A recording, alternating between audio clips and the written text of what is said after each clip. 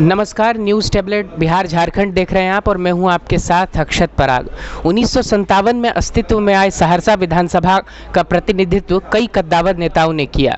1957 से लेकर 2005 तक शंकर प्रसाद टेकरीवाल, विश्वेश्वरी देवी, सतीश झा, रमेश झा, इन्हीं तमाम नेताओं में से कोई एक विधायक के तौर पर चुने जाते रहे और इनमें से कई नेता बिहार सरकार में मंत्री भी रहे। बड़ा बदलाव 2005 में हुआ जब भाजपा ने संजीव झा को उतारा और उन्होंने राजद के अब्दुल गफूर को हराकर अपनी जीत दर्ज की। 2010 में भाजपा ने संजीव झा का टिकट काट दिया और आलोक रंजन को क्षेत्र में उतारा और ये भी चुनाव जीतकर 2010 में आए। 2015 में दोबारा भाजपा ने इन्हें सहरसा से उम्मीदवार बनाया, मगर तब ये चुनाव हार गए। 2014 में लॉन्च हुए मोदी लहर ने शायद सहरसा में कोई प्रभाव नहीं डाला। 2020 में फिर भाजपा ने उम्मीदवार बनाया है। हमारे साथ बातचीत करने के लिए सीधे डॉक्टर आलोक रंजन जी मौजूद हैं। सर, आपका बहुत बहुत स्वागत है हमारे इस खास कार्यक्रम में। सबसे पहला सवाल जो मेरे ही नहीं बल्कि पूरे सहरसा के जहन में है कि किशोर कुमार मुन्ना ने इस्तीफ़ा दे दिया और उसकी बड़ी वजह, अगर उनके पत्र को पढ़ा जाए जो उन्होंने अमित शाह जी को लिखा है, तो उससे सामने निकल कर आई कि उनके इस्तीफ़े की वजह ये रही कि भाजपा ने सहरसा से आपको टिकट दे दिया और जिससे वो नाराज़ हैं। तो क्या वजह है कि आपके पार्टी के अपने नेता ही आपसे संतुष्ट नहीं हो पा रहे हैं और वही आपके विरोध में खड़े हो गए हैं? देखिए, 2014 में किशोर कुमार मुन्ना जी आए थे भारतीय जनता पार्टी में और भारतीय जनता पार्टी में आने का सिर्फ उद्देश्य उनको सिर्फ चुनाव लड़ना था। आपको पता होगा कि मुन्ना जी कोई चुनाव बिना लड़े नहीं रह सकते हैं। इससे पहले भी एमपी का चुनाव भी लड़े थे इस लोकसभा से, मधेपुरा लोकसभा से, जब आदरणीय शरद यादव जी जदयू के टिकट पर यहाँ एनडीए के प्रत्याशी के रूप में लड़ रहे थे। तो मुन्ना जी बिना चुनाव का नहीं रह सकते हैं और मुन्ना जी का जो यहाँ चुनाव लड़ना है वो अपने गुरु का गुरु दक्षिणा देना है। वो गुरु को गुरु दक्षिणा देने के लिए सहरसा में चुनाव लड़ रहे हैं। कहीं से कुछ नहीं है उनके पास। वो जो है सो सीधा आरजेडी के उम्मीदवार को जिताने के लिए वो खड़ा हुए हैं यहाँ पर और तरह तरह की बात भारतीय जनता पार्टी के बारे में वो बोलते हैं। एक तरफ नरेंद्र मोदी जी के बारे में कहते हैं बहुत अच्छे हैं, नीतीश कुमार के बारे में उनको बहुत अच्छा लगता है। कभी था कि नीतीश कुमार को पूरा सीधा डायरेक्ट नीतीश कुमार के विरुद्ध में बोलते थे। तो उनका कोई ठिकाना नहीं है। बिहार के नेता है भाजपा का तो उनको सब खराब लगता है। पहले सब उनको अच्छा लगता था जब वो 2014 में आए थे। अब 15 में उनको अचानक टिकट मिल गया था तो सब बिहार का नेता बहुत अच्छा था उनके नज़र में। आज उनको सब खराब लगने लगा है। अभी तो मुन्ना जी का कोई दूसरा मकसद नहीं है। कोई पार्टी के विरोध में उनको टिकट मिलता तो बहुत अच्छा, भारतीय जनता पार्टी, उनको नहीं मिलता तो बहुत ख़राब हो गया भारतीय जनता पार्टी। लेकिन जनता देखिए सब समझती है। जनता देश के माननीय प्रधानमंत्री नरेंद्र मोदी जी के नेतृत्व को और बिहार में माननीय नीतीश कुमार जी के नेतृत्व को, दोनों नेतृत्व को जनता पसंद करती है। जनता के दिमाग में है कि बिहार में यदि एनडीए की इस बार पुनः सरकार बनेगी तो निश्चित रूप से आने वाला समय बिहार का स्वर्णिम भविष्य होगा। जब केंद्र की सरकार और राज्य की सरकार, जिसको हम लोग डबल इंजन की सरकार बोलते हैं, डबल इंजन की सरकार में जो है सो आप सोच सकते हैं कि डबल इंजन की सरकार जब रहेगी तो कोई विकास के लिए कोई कठिनाई नहीं होगा।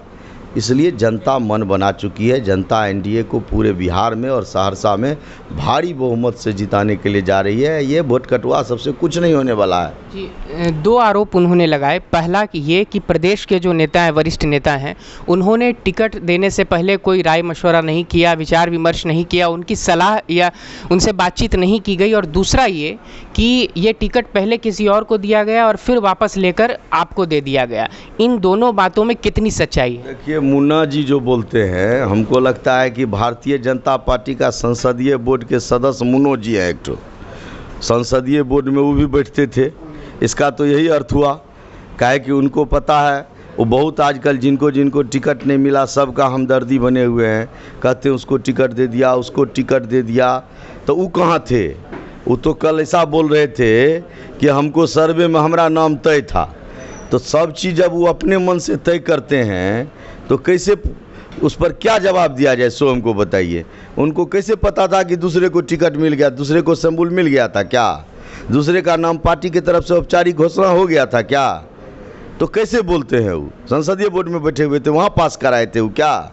तो वो क्या बोलते हैं? वो कुछ नहीं। उनको सीधा आरजेडी को जिताने के लिए जब उनको जाना था तो उनको लगा कि सबसे अच्छा प्लेटफॉर्म यही होगा कि एनडीए का विरोध करना है, और वही चीज़ करने के लिए आज वो खड़ा है यहाँ पर।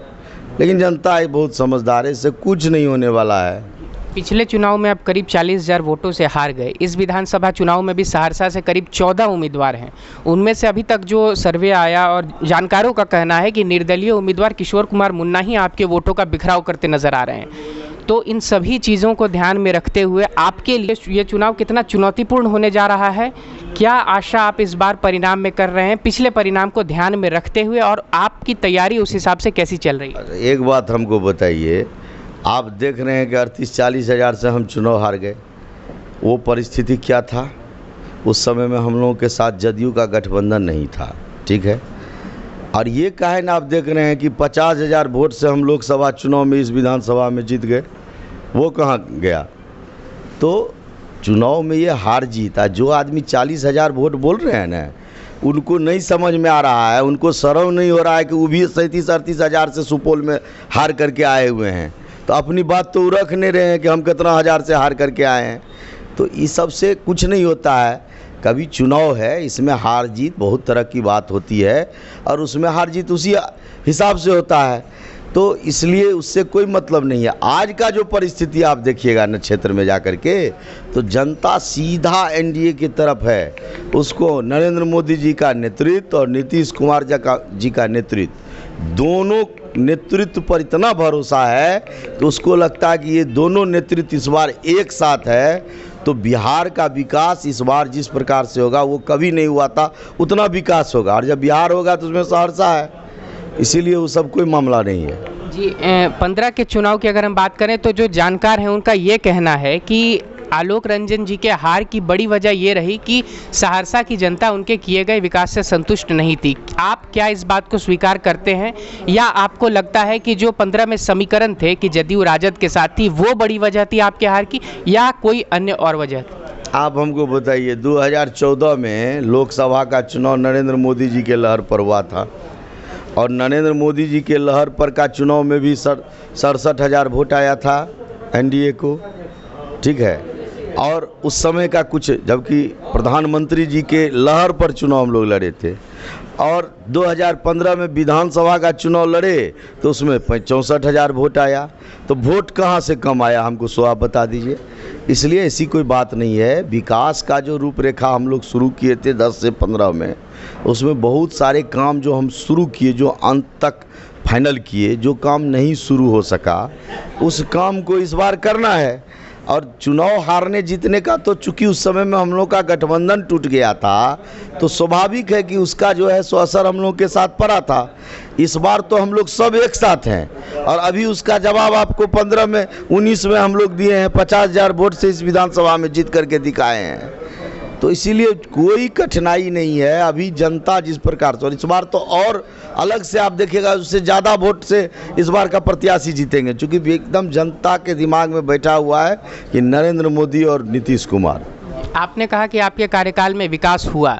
मेरी समझ से सहरसा के लिए सबसे बड़ा मुद्दा जो है वो है बंगाली बाजार फ्लाईओवर।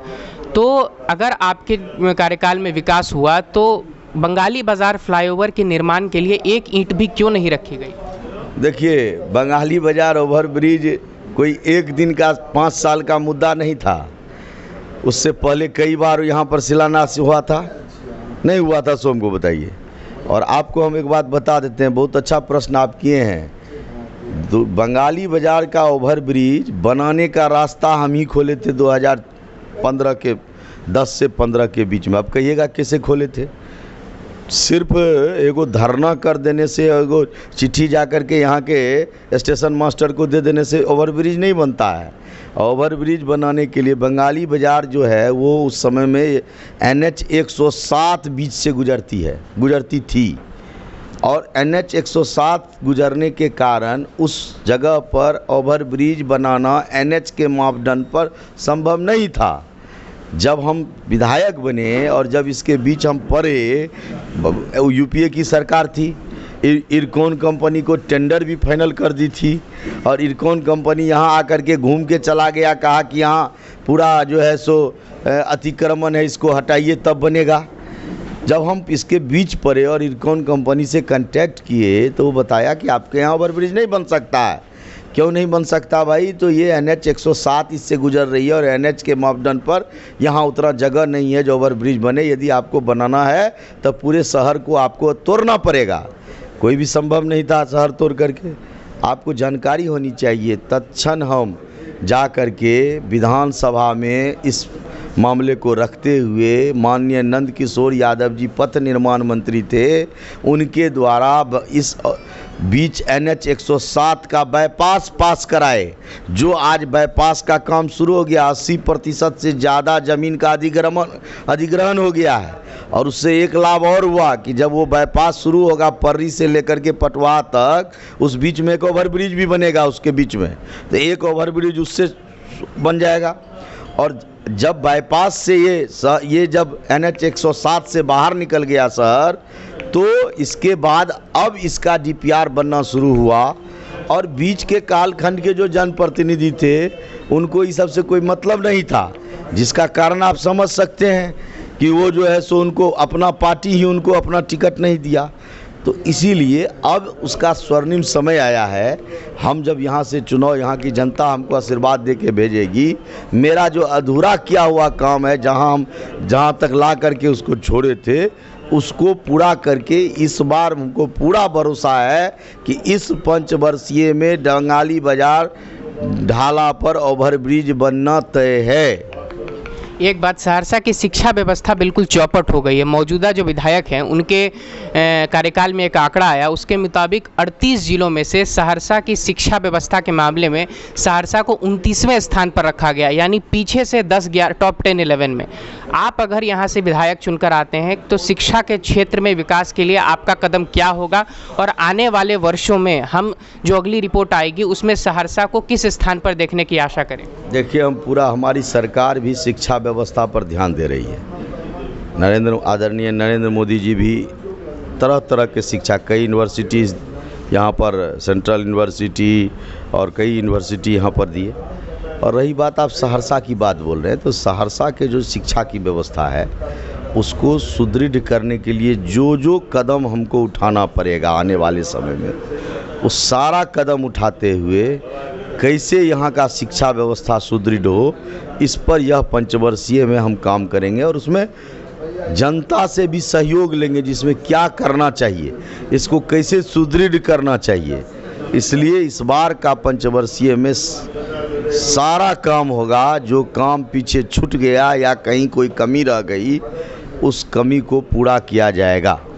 ये एक आखिरी सवाल मेरा कि अगर आप इस बार विधायक के तौर पर चुन के आए तो पहले वर्ष में आप कौन से काम करने जा रहे हैं? क्योंकि मैं ये सवाल इसलिए पूछ रहा हूँ क्योंकि आप लगातार क्षेत्र में घूम रहे हैं, लोगों से बातचीत कर रहे हैं, उनकी समस्या सुन रहे हैं, तो आपको इस बात का अंदाज़ा होगा कि किन मुद्दों पर सबसे पहले काम करने की ज़रूरत है। तो आप मुझे मोटा मोटी पहले वर्ष का रोड मैप दें, ताकि मैं अगले वर्ष जब आपका थोड़ा समय लूँ तो आपके पूरे किए गए कामों पर आपको बधाई भी दूँ और अधूरे कामों पर आपसे सवाल भी कर पाऊँ। हम आपको बताएं कि 2010 से 15 में जितना भी हम अपना रोड मैप खींचे थे, कई ऐसे मुद्दे थे।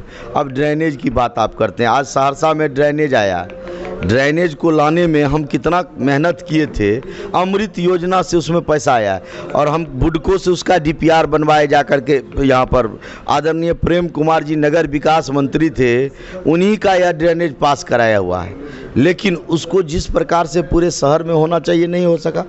तो फिर हम लोग, जब हम विधायक बनेंगे, जनता आशीर्वाद देगी, तो जो भी काम पीछे छूट गया, इस 15 से 20 के बीच जनप्रतिनिधि के अकर्मण्यता के कारण जो भी काम नहीं शुरू हो सका या शुरू किया हुआ काम जहां आके रुका हुआ है, उस काम को शुरू करना प्रयास शुरू करेंगे। और 1 साल में आपको दिखाई देने लगेगा कि हम क्या किए हैं, और तब जब पूछिएगा तो बता देंगे कि 1 साल में क्या किया। बहुत बहुत शुक्रिया हमसे बातचीत करने के लिए सर। ये थे हमारे साथ सहरसा से भाजपा के उम्मीदवार डॉक्टर आलोक रंजन, जो पूरे आत्मविश्वास के साथ कह रहे हैं कि यहाँ की जनता इन्हें इस बार अपना समर्थन देने जा रही है, अपना नेता चुनने जा रही है और आने वाले कुछ ही वर्षों में सहरसा का जो बड़ा मुद्दा रहा है बंगाली बाजार फ्लाईओवर का, वो अगले चुनाव में नज़र नहीं आएगा, क्योंकि तब तक सहरसा में फ्लाईओवर बनकर तैयार हो चुका होगा।